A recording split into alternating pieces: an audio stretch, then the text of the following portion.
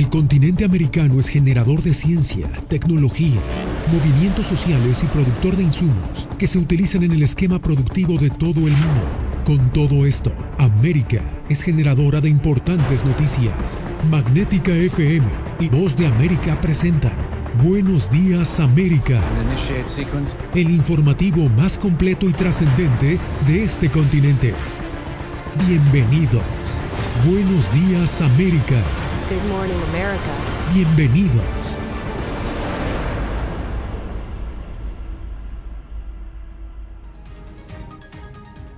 ¿Qué tal? Bienvenidos. Desde Washington comenzamos este lunes con la alerta mundial por la nueva variante del coronavirus. El presidente Joe Biden aseguró que tarde o temprano Omicron llegará al país y fijó su política sanitaria ante el nuevo reto. Nos enlazamos en este momento con nuestro compañero Jorge Agobián, quien se encuentra en la Casa Blanca. Jorge, ¿qué medidas recalcó el presidente?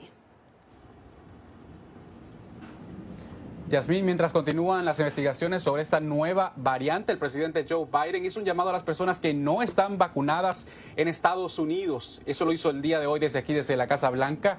Y es que cerca de 80 millones de personas con edades entre 5 años en adelante no están vacunadas contra COVID-19 en Estados Unidos. El llamado también fue para aquellos que están completamente vacunados y que ya pasó 6 meses de su última dosis a que reciban la dosis de refuerzo en el país. El mandatario aseguró que no es motivo de preocupación esta nueva variante, pero llamó al público estadounidense a no caer en pánico.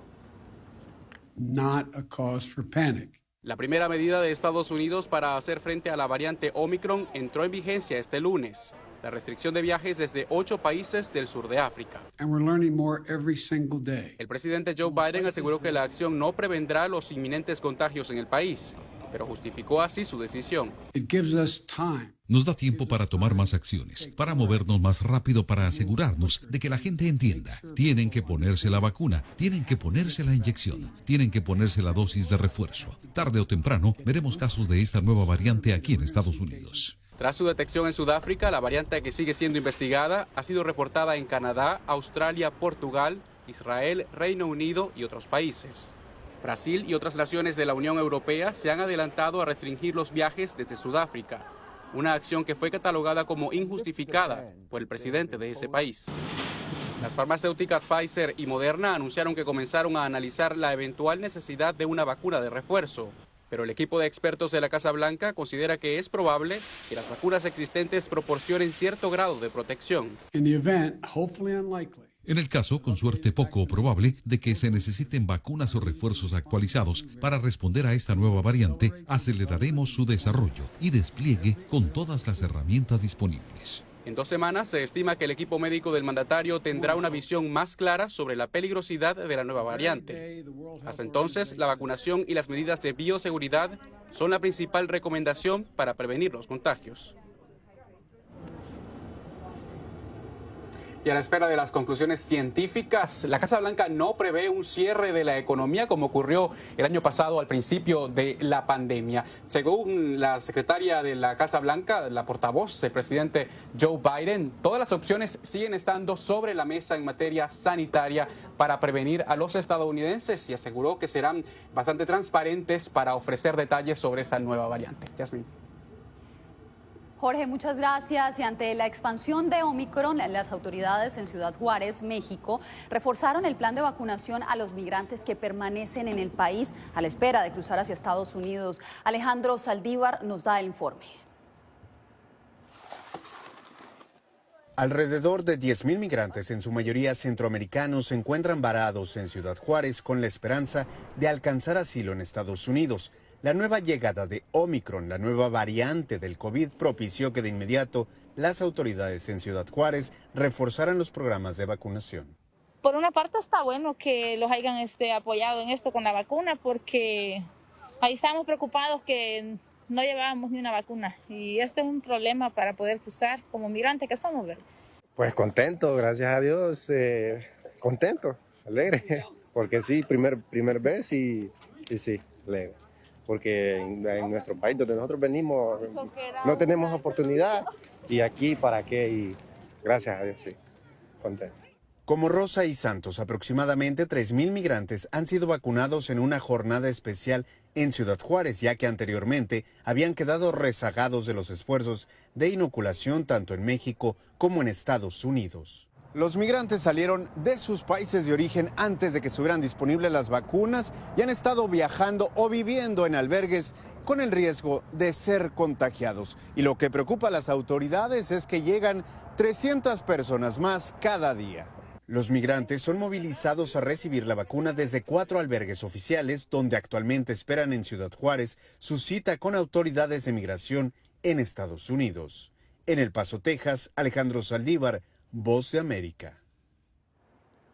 Y aún es poco lo que se sabe de la variante Omicron. Adriana Arévalo consultó cuál es la mayor preocupación de las autoridades de salud y en qué se diferencia esta de otras variantes. Además de las restricciones y protocolos de control, Omicron ha generado gran preocupación entre la comunidad médica por sus características, pues se le han identificado al menos 30 mutaciones diferentes a las de las variantes anteriores. Y con eso estamos pensando que vamos a ver tal vez más infecciones, pero tal vez no tan fuertes. O podemos ver que es más contagioso, pero no sabemos hasta cuánto. Es decir, que la incertidumbre rodea en este momento todo lo relacionado con Omicron. De hecho, una de las prioridades de los científicos radica en descubrir pronto si las vacunas existentes pueden combatir esta variante, pero el proceso puede tomar semanas. Y estamos revisando ahorita en estudios y si los anticuerpos que estamos haciendo después de las vacunas nos va a dar suficiente protección. Por lo pronto se sabe que sus síntomas incluyen pulso acelerado, dolor muscular y fatiga excesiva, pero no la pérdida de olfato o el gusto como ocurre con otras variantes del COVID. Entre tanto, la comunidad médica urge a la ciudadanía que se vacune por primera vez si aún no lo ha hecho o que se aplique la dosis de refuerzo lo más pronto posible. Adriana Arévalo, Voz de América, Las Vegas.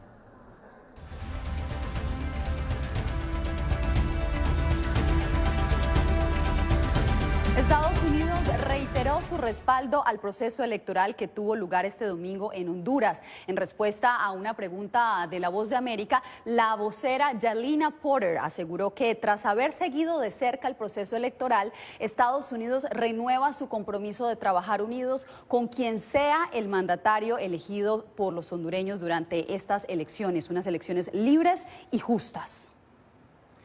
Y precisamente con más del 65% de las mesas escrutadas, Xiomara Castro, la esposa del expresidente Manuel Zelaya, se perfila como la gran ganadora de la contienda electoral en Honduras. Óscar Ortiz consultó con expertos las implicaciones del resultado. La candidata presidencial por el partido opositor en Honduras, Libertad y Refundación Libre, Xiomara Castro, se proyecta como la virtual ganadora de las elecciones generales en el país. Desde el primer informe del Consejo Nacional Electoral, la candidata de tendencia de izquierda tomó ventaja en los conteos y se declaró ganadora. Un gobierno de paz y un gobierno de justicia. Vamos a iniciar un proceso en toda Honduras para garantizar una democracia participativa. Con el 65% de las mesas escrutadas, la candidata presidencial y esposa del expresidente Manuel Zelaya aventaja por más de 300.000 votos a su más cercano rival, Nasres Fura. Según el politólogo Wilfredo Ruiz, esas son las razones que marcan el retorno de la izquierda al poder en Honduras. Lo que ha sido la política en estos últimos años, con tendencias a hacer algunas mejoras en cuanto a los beneficios de la población.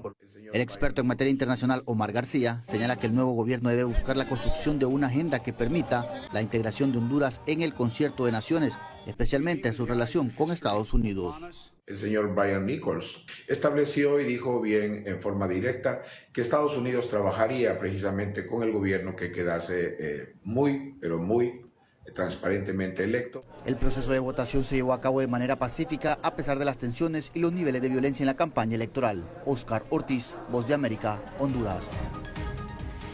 Estamos de Ciberlunes y no solamente en Estados Unidos, sino también en otros países del mundo ya es tradición aprovechar los descuentos en línea.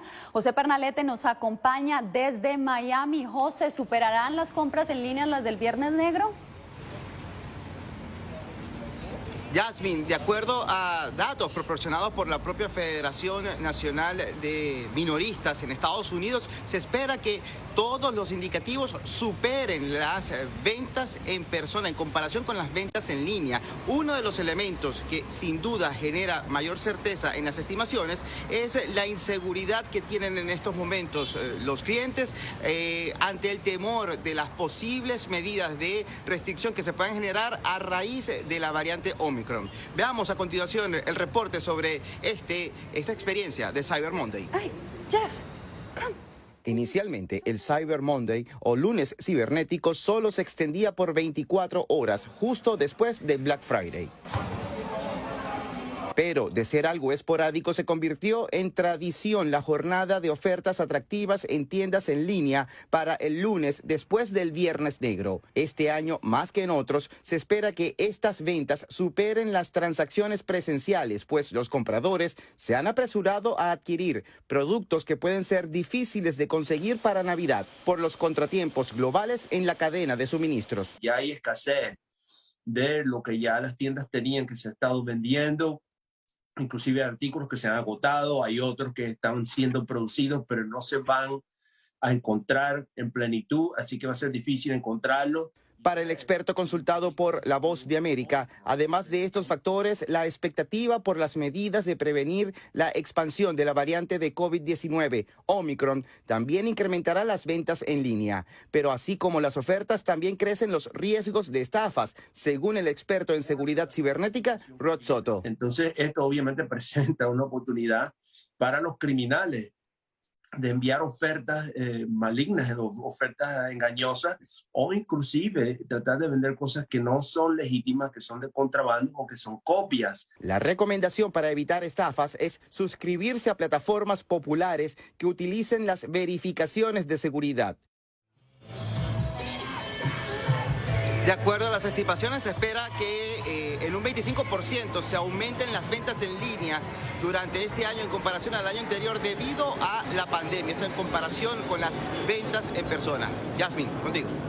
Ya veremos el resultado, José, al final del día.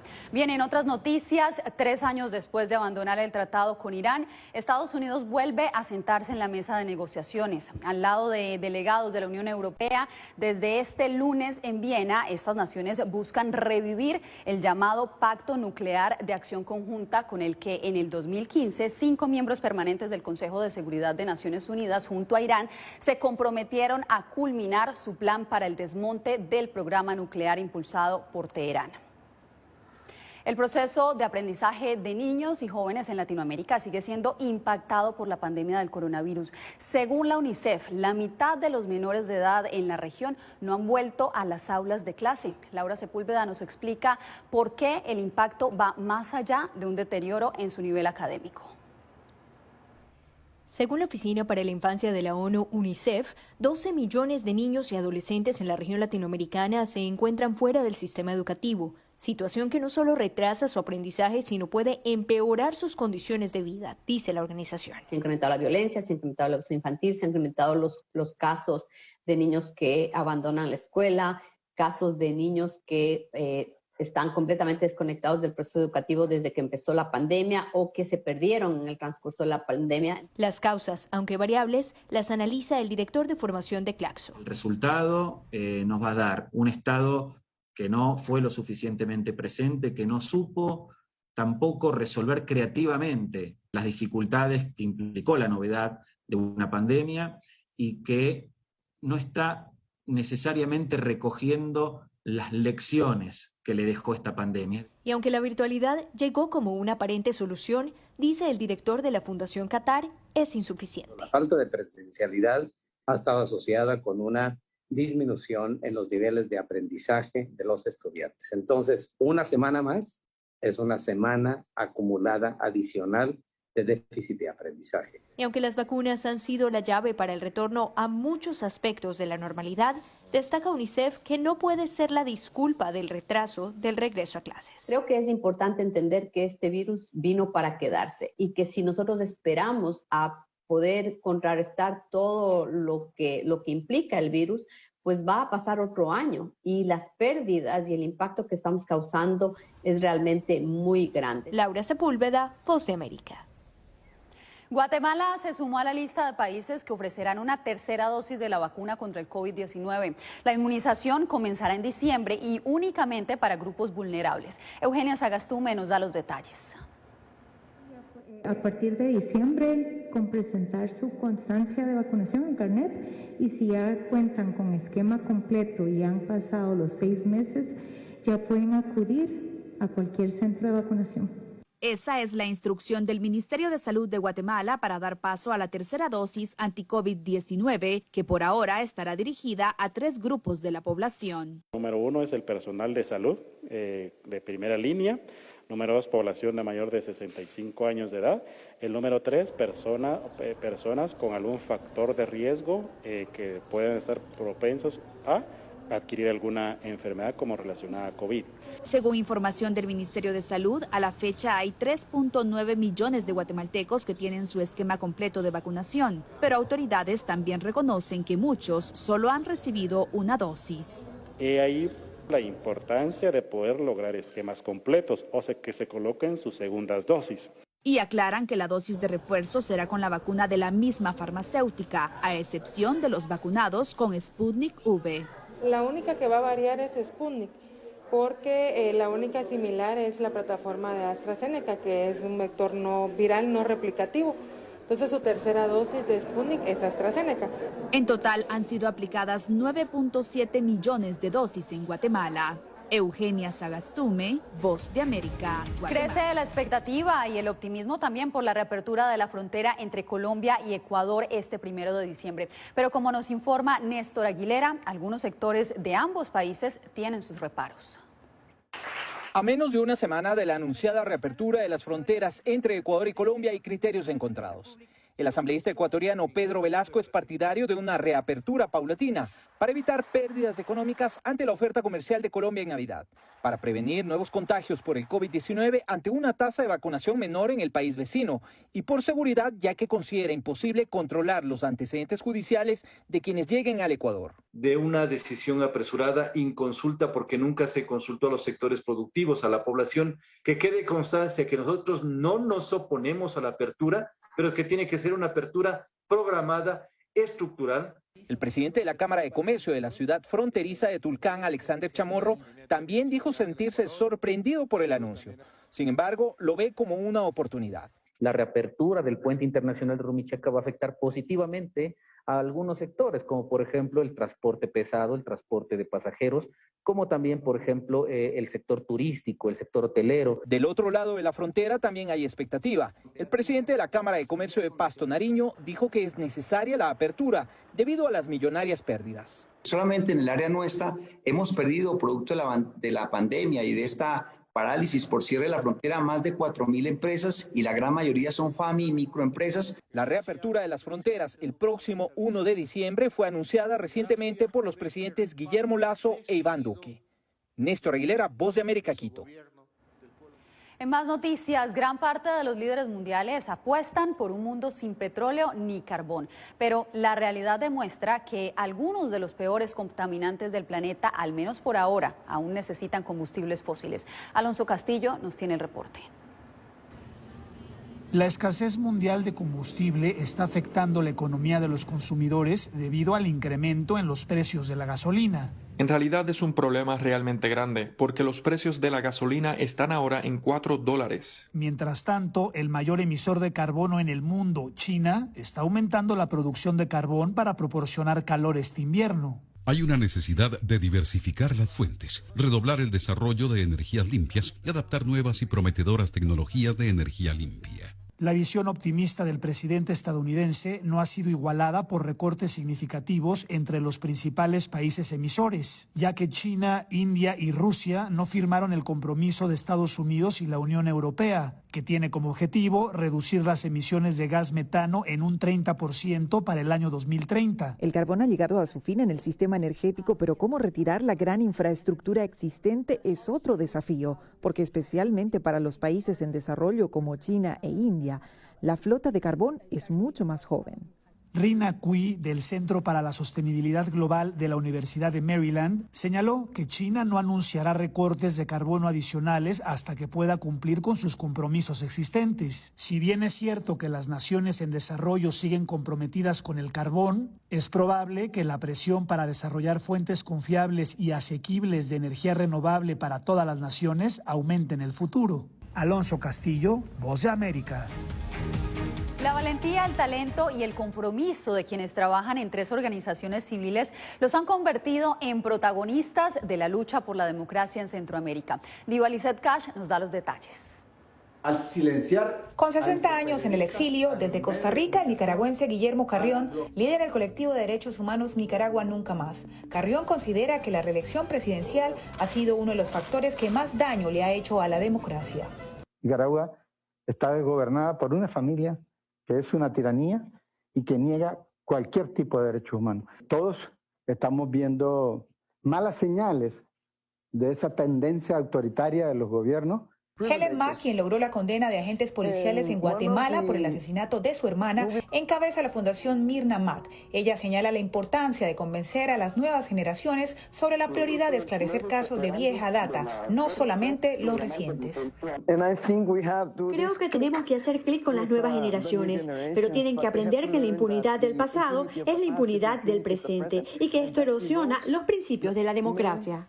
En Centroamérica, la fusión de las nuevas generaciones con las redes sociales ha hecho del medio digital contracorriente una opción de análisis confiable y objetiva en Honduras. Para su director, el miedo es uno de los mayores desafíos. Ese silencio es muy difícil para nosotros. Hacer preguntas a la gente o ir a un lugar para saber qué pasa allí, cuando la gente tiene miedo, cuando la gente no tiene garantizados sus derechos. Estas voces, galardonadas recientemente por varios sectores en Estados Unidos, coinciden que en Centroamérica la democracia está cada vez bajo más presión, lo que desestabiliza el poder y empobrece más a los ciudadanos. Diva Lizeth Cash, Voz de América, Washington. Regalos del corazón es la temática de la decoración navideña de la Casa Blanca, que fue presentada este lunes por la primera dama Jill Biden en su primera Navidad al frente de la residencia presidencial. Como es tradicional, el árbol es protagonista este año y lleva el deseo de la paz y la unidad. En él se pueden ver, ustedes lo pueden ver, palomas de papel que llevan una pancarta con los nombres de cada estado y territorio de los Estados Unidos. Qué linda imagen. Bien, y con esto nos despedimos por hoy. Recuerde que mañana nos vemos nuevamente aquí en El Mundo al Día. Gracias por su sintonía.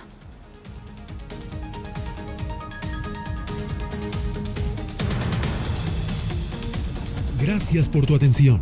Al momento estás enterado de lo más relevante en materia informativa en el continente americano y su relación con el resto del mundo. Esto fue Buenos Días América, una producción de Voz de América, presentado por Magnética FM.